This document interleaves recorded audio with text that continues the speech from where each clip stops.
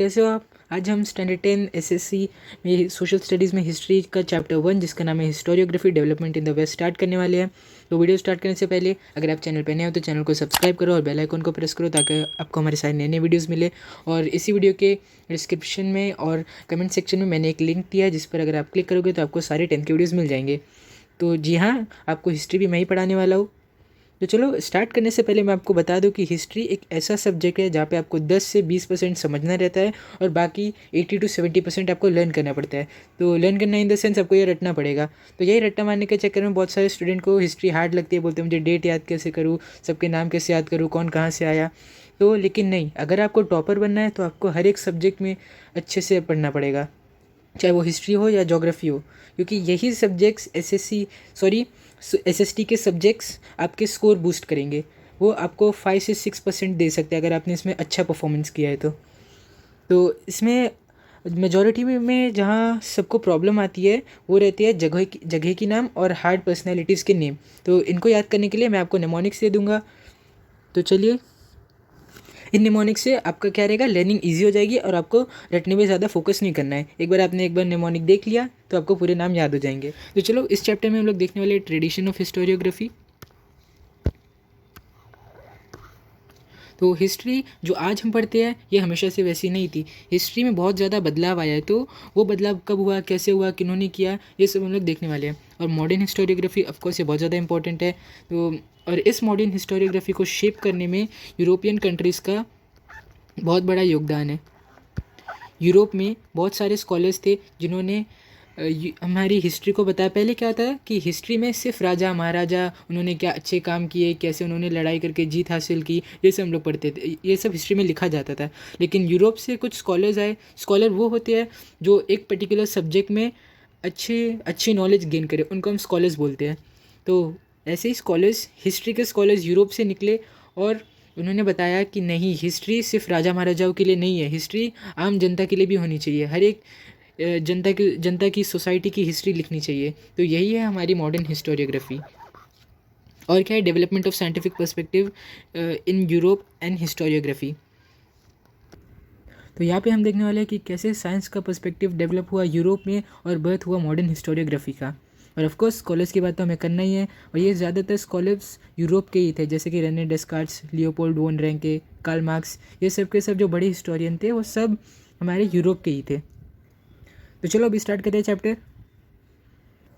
Historical research, writing and studies are carried out with an objective of understanding the chronology of past events and their interconnection. तो हम लोग history क्यों पढ़ते हैं? History का मतलब क्या है? History is the study of past events.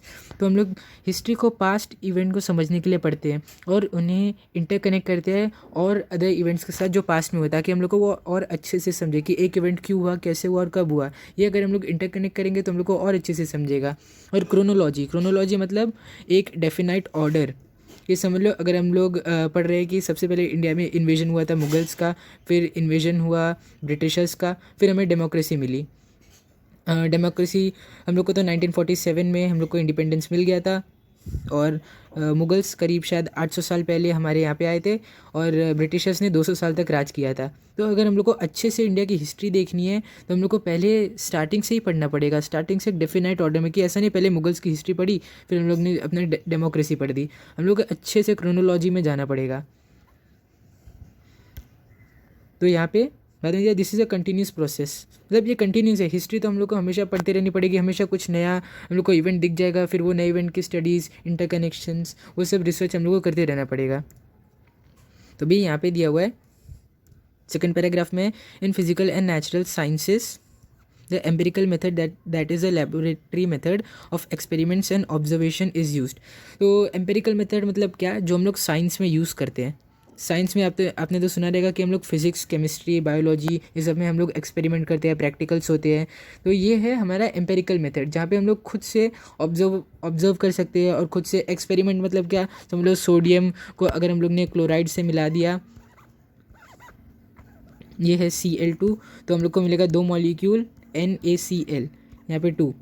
तो ये क्या है, ये हम लोग का एक्सपेरिमेंट था। अगर हम लोग ने प्रेडिक्ट किया है कि सोडियम और क्लोरीन को मिला के हम लोग को सोडियम क्लोराइड, जो कि हम लोग का सॉल्ट है, ये मिलेगा, तो हम लोग को प्रूफ भी करने आना चाहिए ना। तो हम लोग वही टाइम प्रूफ कर सकते हैं कि सोडियम मिलाएंगे, क्लोरीन मिलाएंगे, मिल गया हम लोग को नमक।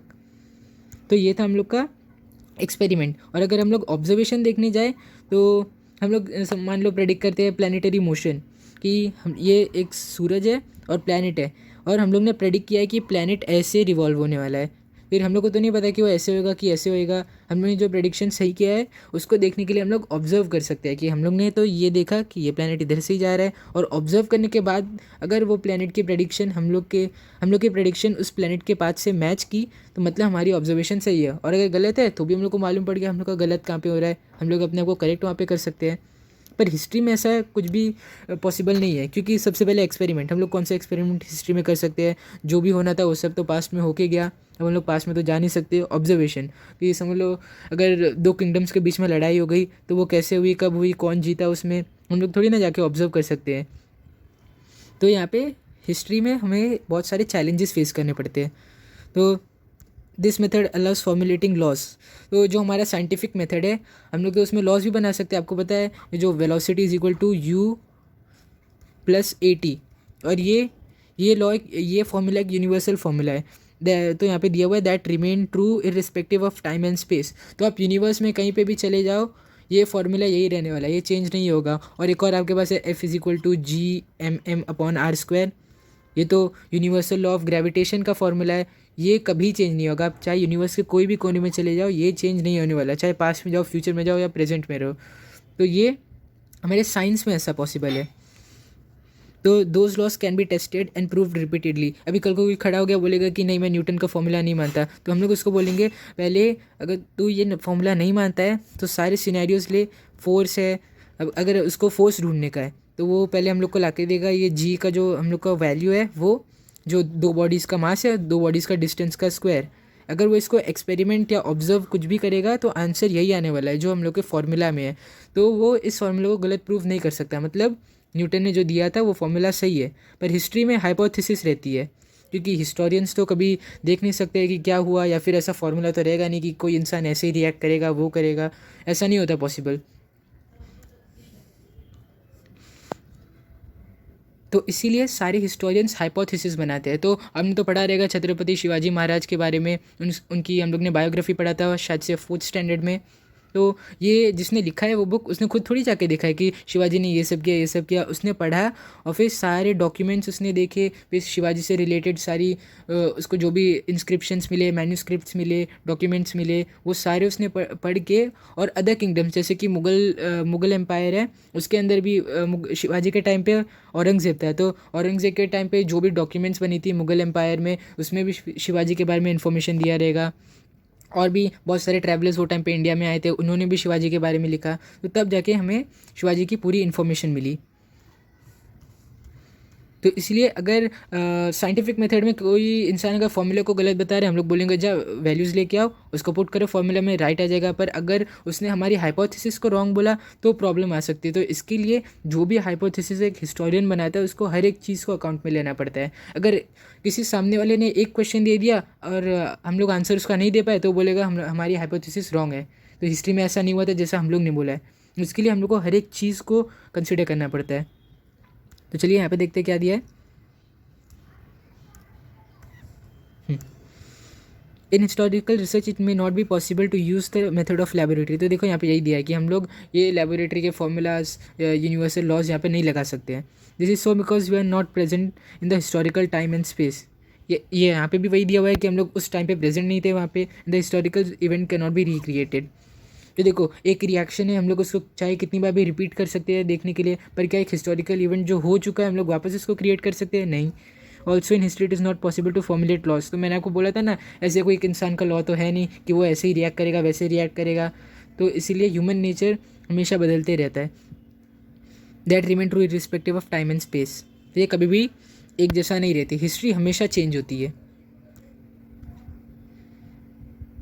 यहाँ पे दिया to begin we need an expert who knows the language and script of historical document in order to read and understand its meaning. तो शिवाजी के टाइम पे मदर टंग सबकी क्या थी? मराठी। तो शिवाजी भी मराठी बोलते थे, उनके किंगडम में हर एक जन मराठी बोलते थे। तो अगर हमें शिवाजी के बारे में ज़्यादातर इन्फॉर्मेशन चाहिए तो वो हमें उन्हीं के किंगडम से मिलेगी, और उनके किंगडम में क्या बोली जाती थी? मराठी। तो अगर एक हिस्टोरियन को अच्छे से समझना है तो उसको एक स्कॉलर की ज़रूरत पड़ेगी जो मराठी लैंग्वेज बहुत अच्छे से जानता रहे। वो मराठी नहीं जो तुम लोग अभी बोलते हो। शिवाजी के टाइम की मराठी अलग थी, उसमें वर्ड्स अलग थे, संस्कृत का बहुत ज़्यादा मिक्सचर था उसके अंदर, तो वो अलग मराठी थी। वो लेवल की मराठी हमें अभी नहीं आती है, पर कोई कोई स्कॉलर रहते हैं जिन्होंने इन लैंग्वेज में ऐसी महारत हासिल की है कि उन्हें उस टाइम की लैंग्वेज अभी भी आती है। तो भले से हिस्टोरियन को अगर वो लैंग्वेज नहीं आए, वो एक एक्सपर्ट को ला सकता है, वो एक्सपर्ट उसको पढ़ेगा और उसे बताएगा हिस्टोरियन को उसमें क्या कैसे लिखा है। तो उसी को देख के हिस्टोरियन अपनी बायोग्राफी लिखेगा शिवाजी के ऊपर। चलिए आगे देखते क्या है। Also, experts can examine the authenticity of a document by using criteria such as lettering style, author style of writing, manufacturing date and type of paper, stamps of authority, etc.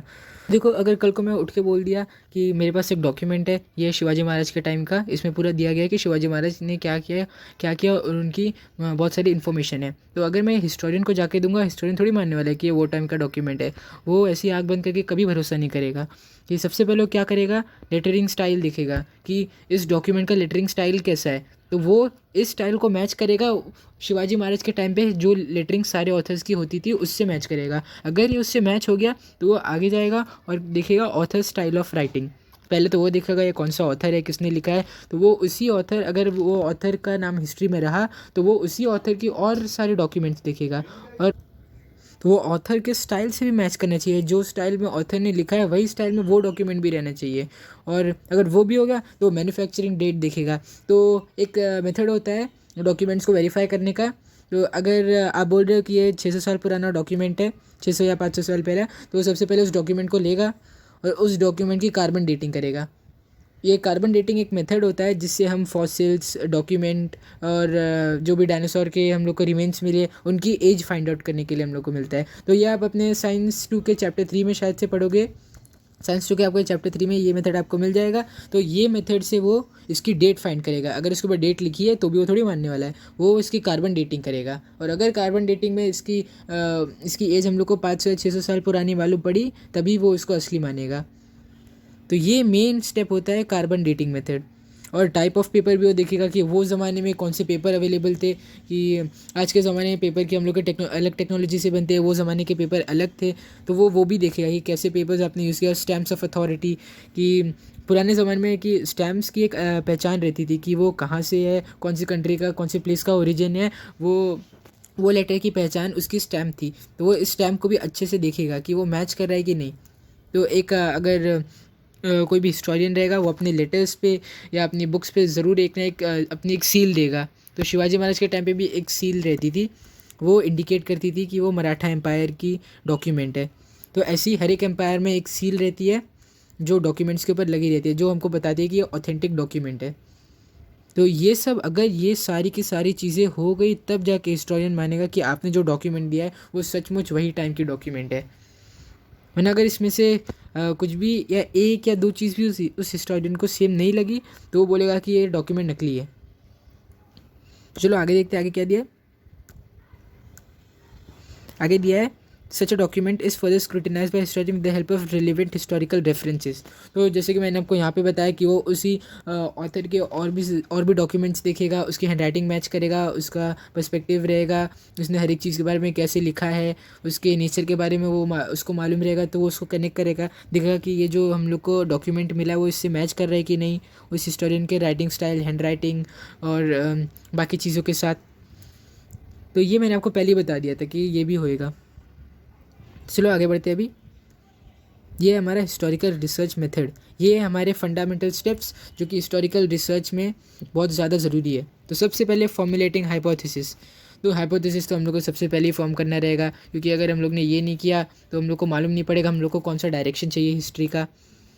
तो second है critically examining of various sources of history. तो critically examine मतलब बहुत गंभीर तरीके से हमें उनको इंस्पेक्ट करना पड़ेगा। कि यहाँ पे आपको ऊपर दिया हुआ है कि कैसे क्या है, यहाँ पे हम लोग को ये सारे के सारे स्टेप्स हम लोग को यहाँ पे कैरी आउट करने पड़ेंगे हिस्टोरिकल डॉक्यूमेंट के लिए।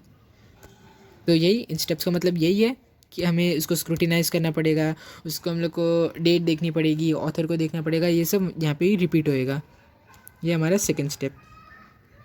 और थर्ड स्टेप है examining relevant references of available information. तो देखो वहाँ की फर्स्ट लाइन में था हम लोग को एग्जामिनिंग रेलिवेंट रेफरेंसेस, तो ये वही है, हम लोग उसी टाइम के और उसी ऑथर के और भी ज़्यादा रिसोर्सेज को देखेंगे, उन्हें रिफ़र करेंगे और देखेंगे क्या ये मैच कर रहा है वही ये डॉक्यूमेंट उन्हीं डॉक्यूमेंट से, या फिर अगर हम लोग को कोई कॉइन मिल गया, कोई इंस्क्रिप्शन मिल गया, तो भी हम लोग को समझ लो इजिप्ट के टाइम का एक कॉइन मिल गया और हम लोग को वेरीफाई करना है कि इजिप्ट का है कि नहीं, तो हम लोग और भी इजिप्ट के कॉइन को देखेंगे, वो हम लोग के रेफरेंस है। जो हम लोग और कॉइन्स को देखेंगे वो है हमारे रेफरेंस। तो देखेंगे अगर वो कॉइन्स उनके स्टाइल से, उनके मेटल में जो था, उनके ऊपर जो कार्विंग थी, उनसे मैच हो रहा है, तब जाके हम लोग बोलेंगे कि वो वही टाइम का कॉइन है। और कार्बन डेटिंग मेथड तो हमें यूज़ ही करना है। और यहाँ पे दिया कलेक्टिंग इन्फॉर्मेशन।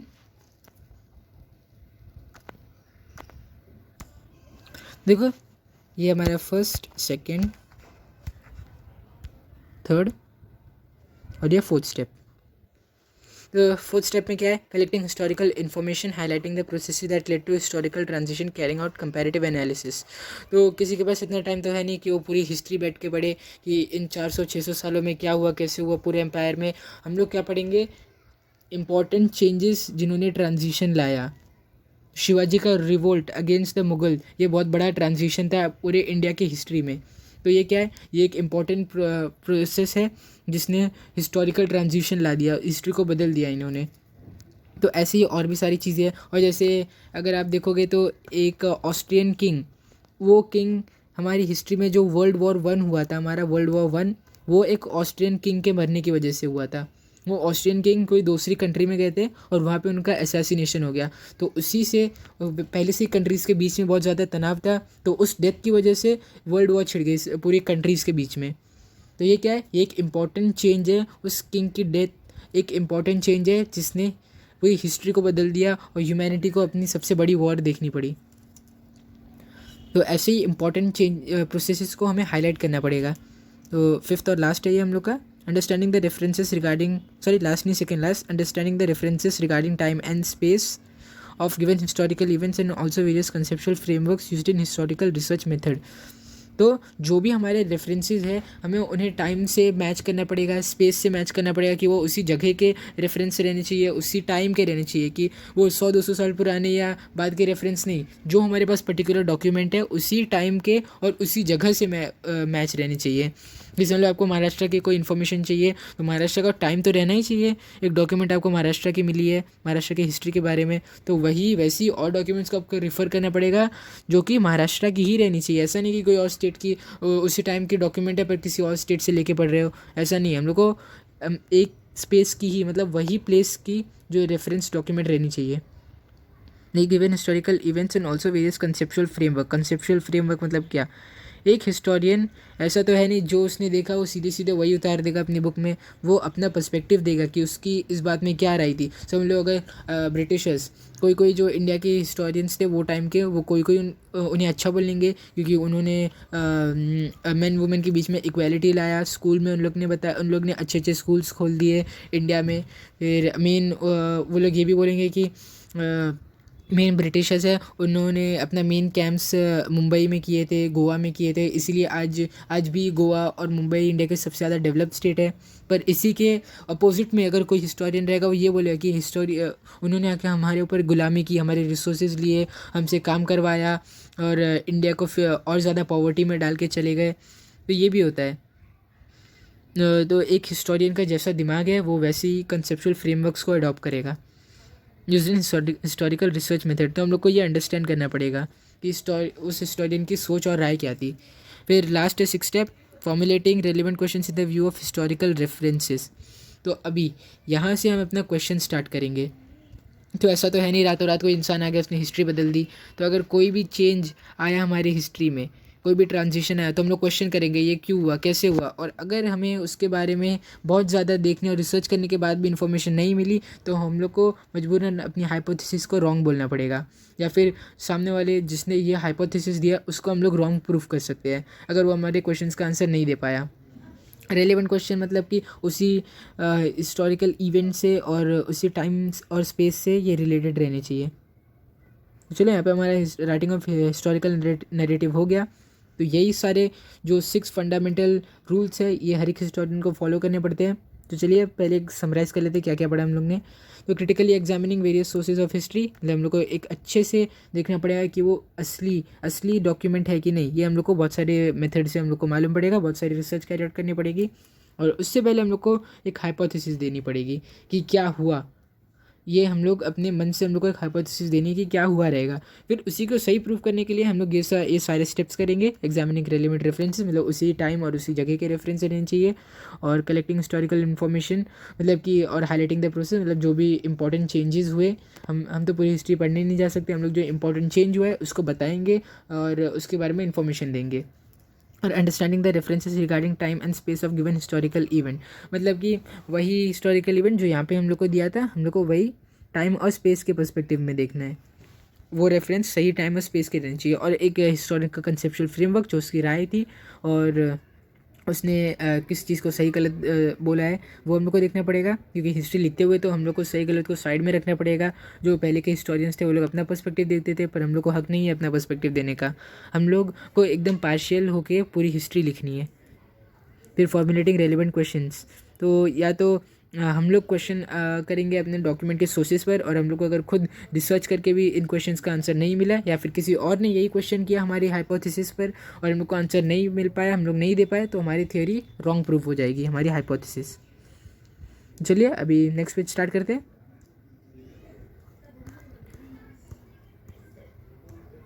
तो यहाँ पे देखो, methods of various disciplines are useful in historical research. तो ये सिर्फ हिस्ट्री में ही नहीं, बाकी सब्जेक्ट्स में भी बहुत ज़्यादा इंपॉर्टेंट होता है। तो अगर हम देखेंगे तो फिजिक्स के बहुत सारे ब्रांचेस हैं, जैसे कि इलेक्ट्रोडायनेमिक्स, थर्मोडायनेमिक्स, कैलोरीमेट्री, ऑप्टिक्स, ये सारे फिजिक्स के ब्रांच होते हैं।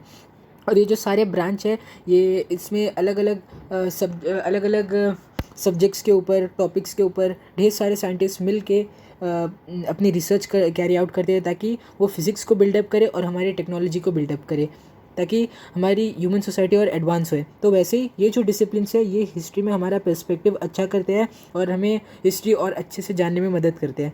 तो सबसे पहले क्या है, फॉर एग्जांपल फर्स्ट डिसिप्लिन है आर्कियोलॉजी। तो आर्कियोलॉजी में क्या आता है, आर्कियोलॉजिस्ट कैरी आउट करते हैं एक्सकवेशन मतलब खुदाई वो लोग करते हैं, और उन्हें मिलते हैं पुराने इंस्क्रिप्शंस। जैसे कि देखो, ये भी एक इंस्क्रिप्शन है। फिर हमें फॉसिल्स मिलते हैं डायनासोर के, और पास्ट ह्यूमन के, स्टोन एज पीपल के हम लोग को फॉसिल मिलते हैं, और मराइन लाइफ के भी फॉसिल्स मिलते हैं। और भी बहुत सारे जैसे कि कॉइन्स, ये सब हम लोग को मिलते हैं। वो आर्कियोलॉजिस्ट हिस्टोरियंस को देते हैं उन्हें स्टडी करने के लिए। आर्काइवल साइंस, आर्काइव मतलब क्या, आर्काइव एक वो जगह है जहाँ पे सारी बुक्स अपने ओरिजिनल फॉर्म में स्टोर की जाती है। तो अगर इसको देखें तो ये लाइब्रेरी से बहुत ज़्यादा सिमिलर है, पर लाइब्रेरी में ओरिजिनल बुक्स की कॉपीज़ रहती है और वो बुक्स नॉर्मल पब्लिक को रीड करने के लिए अलाउड रहती है। पर जो आर्काइव है, यहाँ पे एकदम ओरिजिनल और ऑथेंटिक बुक रखी जाती है, वो भी उसके ओरिजिनल फॉर्म में। इसके लिए बहुत सारे हम लोग को प्रोसेस कैरी आउट करने पड़ते हैं, ताकि वो बुक इतने सालों में ख़राब नहीं हो। तो ये बुक नॉर्मल पब्लिक को पढ़ना अलाउड नहीं है। तो जैसे कि अगर मैं आपको एग्जांपल दूँ, हमारे इंडिया का कॉन्स्टिट्यूशन एक बहुत ही अच्छे चेम्बर में सील होकर द लाइब्रेरी ऑफ पार्लियामेंट में है। हालांकि वो एक लाइब्रेरी है, पर वो भी एक आर्काइव जितनी इंपॉर्टेंट है, और वहाँ पर नॉर्मल पब्लिक को वो उन बुक्स को रीड करना अलाउड नहीं है। तो इसलिए अगर आर्काइव देखेंगे तो archive is a place of authentic books in the original condition. तो मैन्यूस्क्रिप्टोलॉजी मतलब स्टडी ऑफ मैन्यूस्क्रिप्ट्स। तो ये मैन्यूस्क्रिप्ट्स को स्टडी करते हैं, पुराने ज़माने के मैन्यूस्क्रिप्ट्स की स्टडी। तो एपिग्राफी मतलब स्टडी ऑफ इंस्क्रिप्शन। तो देखो, ये जो एक इंस्क्रिप्शन है, इसकी स्टडी करना है कि मतलब इसमें क्या कि ये क्या है, ये एक जनरल है, इसके पीछे सोल्जर्स है। तो ऐसी स्टडी कैरी आउट करते हैं एपिग्राफी में। और ये क्या है, analysis of lettering style linguistics. Analysis of lettering style मतलब हम लोग ने पढ़ा था कि एक पर्टिकुलर पीरियड की मराठी कैसे लिखी जाती थी, उसका लेटरिंग स्टाइल क्या था, या स्पेनिश, इंग्लिश। तो ये सारी लैंग्वेजेस में बहुत ज़्यादा चेंज आया है। तो वो एक पर्टिकुलर टाइम के एनालिसिस करना, उस टाइम के लेटरिंग स्टाइल को, इसको बोलते हैं analysis of lettering style. Linguistic मतलब स्टडी ऑफ लैंग्वेजेस। न्यूमिस्मैटिक्स मतलब स्टडी ऑफ कॉइन्स। और जीनियोलॉजी मतलब स्टडी ऑफ लाइनेज, मतलब कि एक ऑर्डर में लाइनेज का स्टडी करना, मतलब टाइमलाइन को स्टडी करना, मतलब जीनियोलॉजी। तो चलिए, यहाँ पे हमारा ये कंप्लीट हो गया। अभी हम लोग कहते हैं ट्रेडिशन ऑफ हिस्टोरियोग्राफी।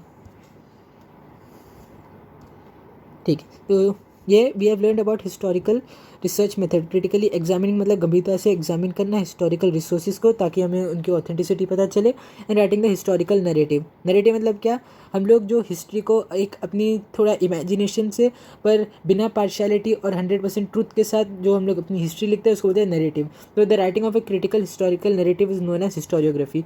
तो इस लाइन को आपको एकदम अच्छे से याद करना है।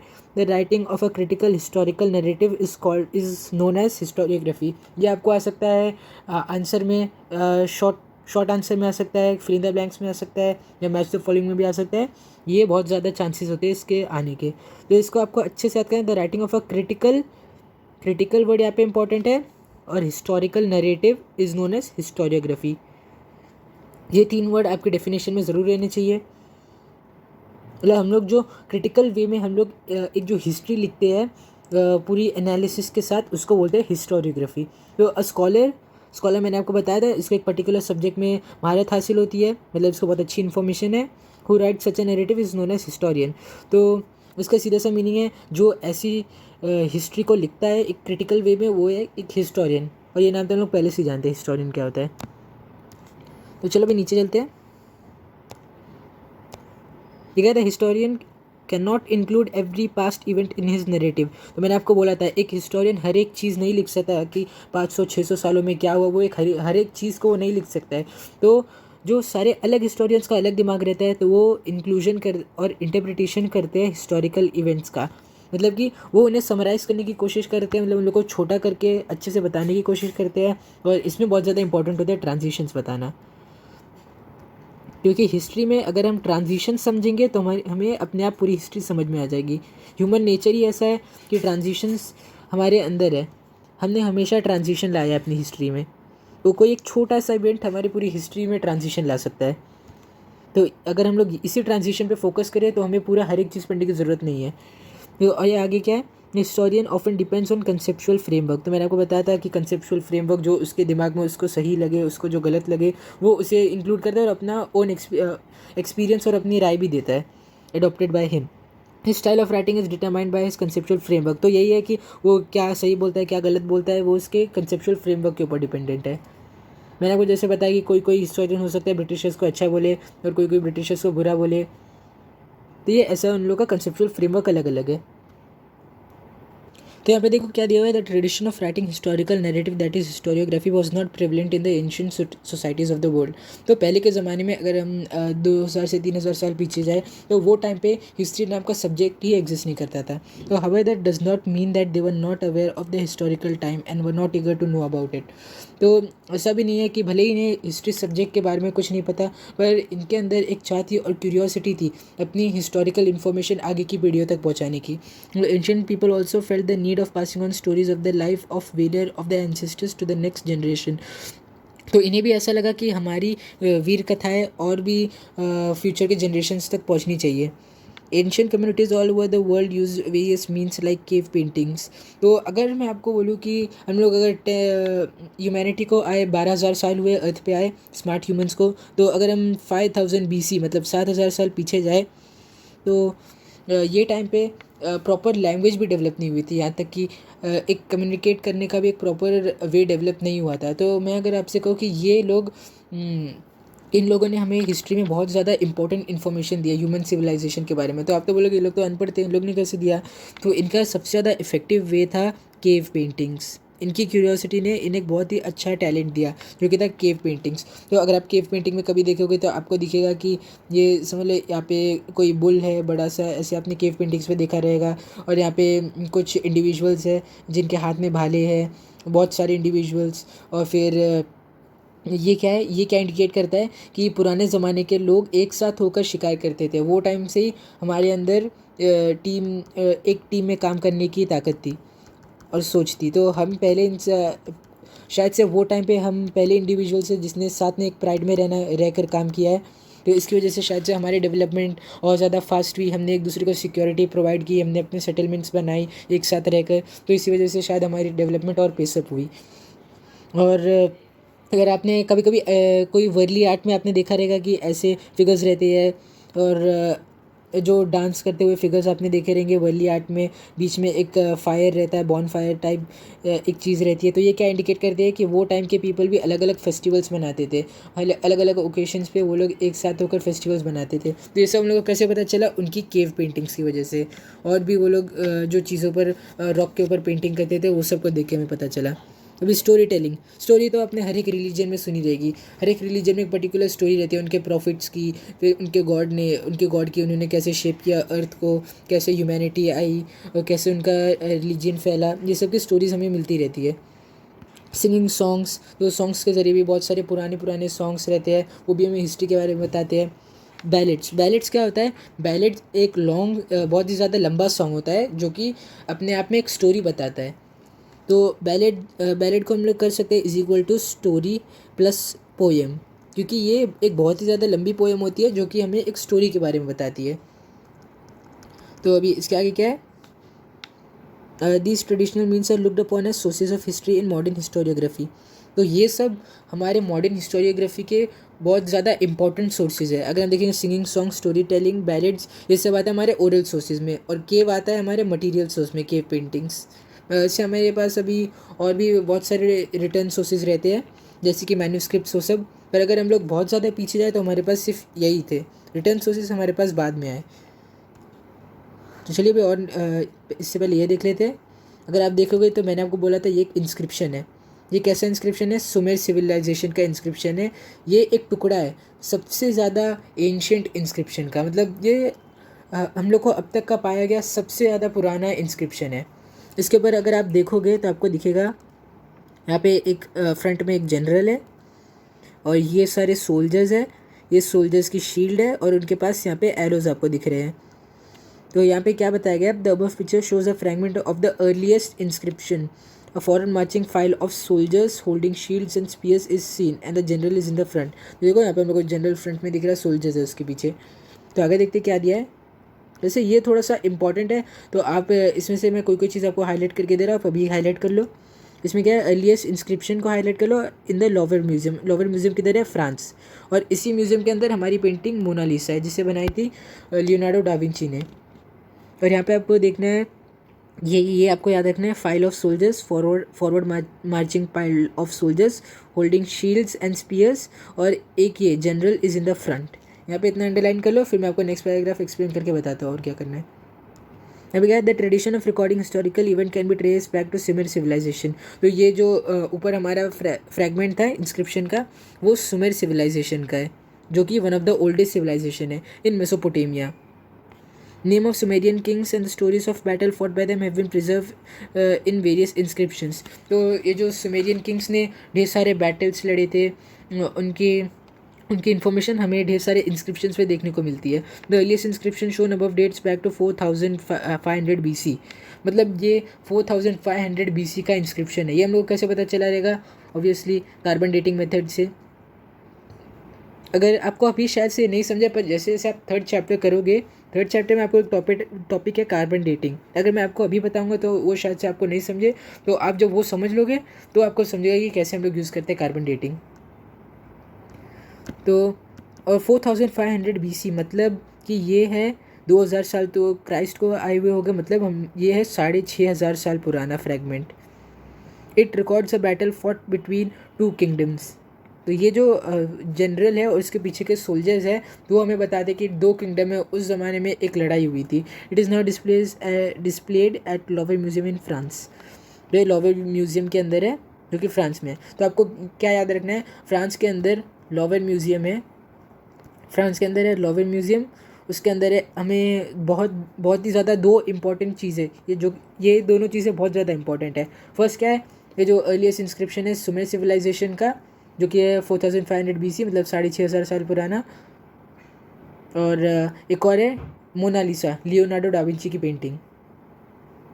इतना आपको याद रखना है। तो मुझे लगता है आपने ये सब भी हाईलाइट कर लिया रहेगा जो मैंने यहाँ पे किया है। तो चलो अभी आगे चलते हैं। ये हमारा लास्ट टॉपिक मॉडर्न हिस्टोरियोग्राफी। आज के लिए हम लोग 1.2 करके रुकते हैं। तो यहाँ पे दिया है 4 main characteristic of modern historiography. Modern historiography अगर हम देखेंगे तो आज का जो मॉडर्न हिस्टोरियोग्राफी है, इसके जो फंडामेंटल रूल्स है वो साइंटिफिक रूल्स के ऊपर डिपेंडेंट है। It's method is based on scientific principles. तो देखो साइंस हर एक चीज़ को क्वेश्चन करती है, और अगर साइंस में हम लोग को एक भी क्वेश्चन का आंसर नहीं मिला तो जिस भी साइंटिस्ट ने इस थियोरी को दिया, कोई भी एक पर्टिकुलर थियोरी को दिया, उसको हम लोग खारिज कर देते हैं, मतलब उसको रिजेक्ट कर देते हैं हम लोग। तो हिस्ट्री भी, आज की मॉडर्न हिस्टोरियोग्राफी भी ऐसी ही है। अगर एक हिस्टोरियन को किसी भी पर्टिकुलर इवेंट का आंसर नहीं मिला तो वो बोलेगा कि ये थियरी हाइपोथेसिस रॉन्ग है। तो कैसे होता है, सबसे पहले ये it begins with the formation of relevant question. तो साइंस भी अलग अलग फिनोमिनन्स के, नेचर के फिनोमिनास के ऊपर क्वेश्चन करता है, वैसे ही हिस्टोरियंस भी हर एक इवेंट की, समझ लो एक चेंज आ गया, ट्रांजिशन मतलब एक चेंज आ गया, तो हिस्टोरियंस को क्वेश्चन करेगा ये चेंज कैसे आया, मुझे इसका टाइम स्पेस और सबकी इन्फॉर्मेशन चाहिए। अगर उसको मिली तो ही वो बोलेगा ये थियरी सही है। तो ये थियरी कैसी होती है, सॉरी ये क्वेश्चंस कैसे होते हैं, this questions are anthropocentric. Anthropocentric मतलब यहाँ पे पूरा इस वर्ड का मीनिंग दिया हुआ है। It means that this questions are about the deeds of members of ancient human societies of a particular period. मतलब एक पर्टिकुलर पीरियड में हम ह्यूमंस का बिहेवियर कैसा था, हमने क्या क्या कर्म किए थे, कि कैसे कौन से ह्यूमंस ने अच्छे काम किए जिसकी वजह से हमारे वर्ल्ड या उसी पर्टिकुलर कंट्री को डेवलपमेंट मिली, कौन से अच्छे किंग्स आए, कौन से बुरे किंग्स आए, किन्होंने इन्वेजन किया। ये उन्हीं सारी क्वेश्चंस को बोलते हैं एंथ्रोपोसेंट्रिक क्वेश्चंस। तो history does not suggest any inter relation between the divine and human deeds. तो देखो जैसे साइंस सिर्फ उसी बात पे भरोसा करेगी जिसको प्रूव कर सकती है। तो साइंस के पास गॉड का कोई प्रूफ नहीं है, डिवाइन मतलब गॉड, गॉडली थिंग्स। तो साइंस के पास गॉड का कोई प्रूफ नहीं है, तो साइंस गॉड को नहीं मानती है। साइंस कभी नहीं बोलेगी कि ये गॉड ने किया है। अगर अर्थ पे कुछ भी है तो साइंस ये नहीं मानेगी कि ये गॉड ने किया है, वो बोलेगी इसका एक प्रॉपर रीज़न है, ये कोई नेचुरल फिनोमिनन है। तो वैसे ही जो आज की हिस्ट्री है वो गॉड के ऊपर बिलीव नहीं करती है। तो जैसे हम लोग ने देखा रहेगा हर एक रिलीजन, तो देखेंगे अगर इस्लाम, क्रिश्चियनिटी, हिंदुज़म, ये इन सब के हिस्ट्री में, रिलीजन की हिस्ट्री में सब लोग एक पर्टिकुलर गॉड को मानते हैं। तो कोई रिलीजन वन से ज़्यादा गॉड को मानते हैं, कोई रिलीजन वन गॉड को मानते हैं। तो ऐसे ही हमारा क्या है, हम डिवाइन डीड्स में हम लोग भरोसा करते हैं। पर जो मॉडर्न हिस्टोरियोग्राफर्स है वो लोग डिवाइन डीड्स में नहीं भरोसा करते। वो लोग कभी नहीं बोलेंगे कि ह्यूमन बीइंग को भगवान ने ताकत दी तब जाके वो इतने बड़े किंग्स बने, अलेक्जेंडर द ग्रेट, उसको भगवान ने ताकत दी तब जाके वो इतना अच्छा किंग बना। ऐसा हिस्ट्री कभी नहीं बोलेगी। हिस्ट्री भी भगवान पे भरोसा नहीं करती है। तो चलो अभी थर्ड में चलते हैं। Answer to this questions are supported by the reliable evidence. तो जो एक पर्टिकुलर हिस्टोरिकल इवेंट के रिलेटेड हमारे पास जितने भी एविडेंस है, हमारे उन हिस्टोरियंस के क्वेश्चन का आंसर वो एविडेंस खुद देंगे। तो खुद देंगे इन द सेंस, जब हिस्टोरियन ने एग्जामिन करेगा, उनकी इन्फॉर्मेशन निकालेगा, तो हिस्टोरियन को खुद आंसर्स मिल जाएंगे। तो history presents a graph of mankind's journey with the help of past human deeds. तो हम ह्यूमंस के कर्म के ऊपर हमने क्या किया, हमारा ट्रेंड कैसा रहा है, हमारी हिस्ट्री कैसी रही है, कब हमारी हिस्ट्री में सबसे ज़्यादा स्टेबल पीरियड था, कब हमने मास एक्सटेंशन को फेस किया, कब ह्यूमैनिटी के ऊपर सबसे ज़्यादा प्रॉब्लम्स आई थी, ये सब हमें हिस्ट्री बताती है। तो ये हमारा ग्राफ है, हमारा ट्रेंड कैसा रहा है। तो अगर हम देखेंगे तो सबसे ज़्यादा स्टेबल पीरियड आज है। आज ह्यूमंस को सबसे ज़्यादा राइट्स मिलते हैं। आज के टाइम पे अगर हम देखेंगे तो हर एक ह्यूमन, चाहे वो कैसा भी हो, कौन सी भी कम्युनिटी से बिलोंग करता हो, उसको इक्वल राइट्स दिए जाते हैं। तो हम लोग बोल सकते हैं कि आज की हिस्ट्री में ह्यूमन बीइंग सबसे, अपनी पूरी हिस्ट्री के सबसे ज़्यादा स्टेबल पीरियड में है। तो ऐसे ही ग्राफ हमें हिस्ट्री मदद करती है बताने में। तो नहीं तो हमें पहले का पता ही नहीं रहता कि पहले के ज़माने में कितना रूल्स को वायलेट किया जाता था। राजा महाराजाओं के टाइम पे गरीब जनता के पास कोई भी राइट्स नहीं थे, पर आज किंग्स का रूल चला गया है और जनता बहुत ही ज़्यादा स्टेबल कंडीशन में आज। तो नीचे चलेंगे। It is said that modern historiography with the above characteristic has its root in ancient Greek historical writing।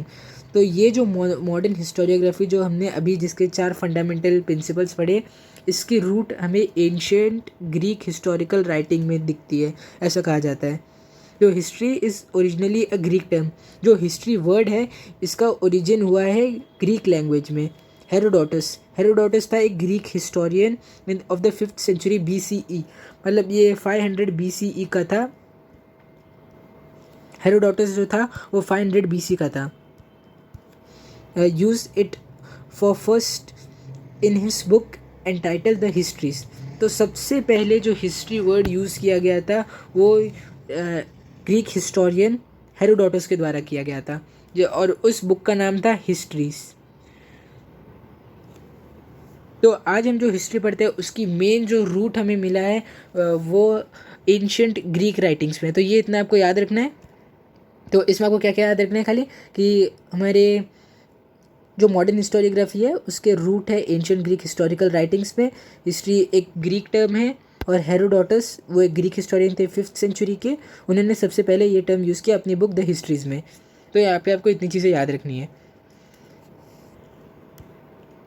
तो आई होप कि यहाँ तक आपको सब कुछ अच्छे से समझा रहेगा। तो अगले लेक्चर में हम चैप्टर का रिमेनिंग पार्ट करेंगे। तब तक के लिए आप अच्छे से पढ़ते रहिए और बार बार आप एक हैबिट बना लीजिए कि आपको हिस्ट्री बुक कम से कम 2 से 3 दिनों में एक बार आपको हिस्ट्री का कोई भी एक चैप्टर रीड करना है। अगर आप ये रीड करते रहोगे तो आपकी मेमोरी स्ट्रांग होती रहेगी और आपको सारे नाम और डेट्स में कन्फ्यूजन नहीं होगा। तो इससे पहले मैं आपको एक बता दूं कि ये जो रेने डेस्कार्ट्स और लियोपोल्ड वोन रैंके, वोल्टायर ये सब दिया है ना, यहाँ पे आपको ये याद करने की ज़रूरत नहीं है इनके जब ये बॉर्न हुए थे और जब ये मरे थे। तो इनकी ये सब डेट आपको याद करने की ज़रूरत नहीं है। खाली आपको इनकी बुक्स, इनके नाम और इनका क्या पर्सपेक्टिव था हिस्ट्री में, ये आपको याद रखना है। तो आज के वीडियो के लिए बस इतना ही, मिलते हैं अगले वीडियो में। तो अगर आपको ये वीडियो अच्छा लगा तो इस वीडियो को लाइक करो, शेयर करो और चैनल को सब्सक्राइब करो। Thank you.